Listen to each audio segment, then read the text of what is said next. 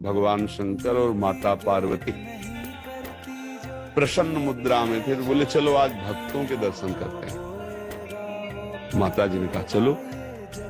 भगवान एक साधु के वेश में हो गए, माता जी पीछे साध्वी के रूप में हो गई। एक धनी आदमी चारपाई पे बैठा सुपारी कतर के खा रहा था। 50 गाय भैंसे सब। उससे कहा भाई 100 ग्राम दूध दे दो, हमारे ठाकुर को स्नान करवाना है। जाने क्या क्या अशुद्ध शब्द बोल गए।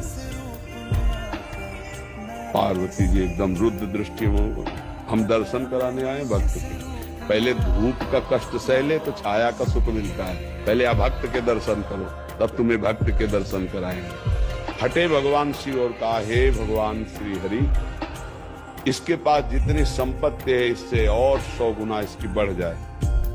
माता जी ऑर्डर दानी तो कहते ही, उसने 100 ग्राम दूध नहीं दिया, गाली थी ऊपर से।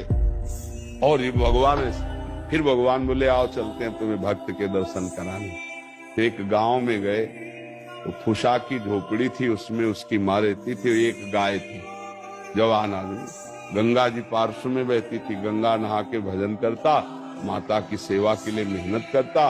और गाय जो थी 100-200 ग्राम दूध देती थी, उससे माता जी की सेवा। भगवान शिव गए, भैया ठाकुर जी की सेवा के लिए 100 ग्राम दूध। तो जो देसी गाय होती है वृद्ध हो गई, आधा लीटर 500 ग्राम 1 लीटर बस है, ज्यादा नहीं। अपनी जो दे हाँ नवीन हो तो 5-6 लीटर तक। ये 20-25 लीटर अपने देसी गायों में नहीं होता। तो थोड़ा दूध देती थी, पूरा दूध रख दिया, पाओ आप ऐसे। पाया और थोड़ी देर भगवत चर्चा की, चल दिए और कहा हे भगवान इसकी गैया और मैया दोनों ले लो।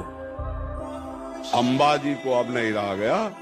बोले जो 100 ग्राम दूध ले दिया उसको 100 गुना संपत्ति दे दी। ये हिसाब भाई समझ में नहीं आया।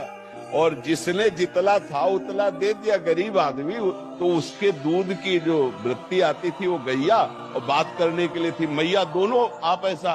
बोले यही तो समझ ठीक नहीं। समझो अभी इसका कुछ समय गैया और मैया में जाता है, अब ये अखंड भजन करके परमात्मा प्राप्ति करेगा। और वो उतने वैभव में तो अपमान संत का कर दिया, जब 100 गुना और बढ़ेगा तो महापाप करेगा, नरक जाएगा। समझ रहे? तो भगवान के विधान को हम लोग समझ नहीं पा रहे। अगर हमें भगवान नहीं दे रहे तो जरूर हम पर कृपा कर रहे हैं, ऐसा हमें मानना चाहिए। नाम जप करो, दूसरों की सेवा करो, तभी आप ये भक्ति का रास्ते समझ पाओगे। दूसरों से सुख लेने की भावना, भगवान को भूलकर संसार में रमना, तो आप अध्यात्म नहीं समझ पाओगे, भक्ति नहीं समझ पाओगे, तो पापाचरण बनेंगे, हृदय अशांत रहेगा, दुर्गति होगा।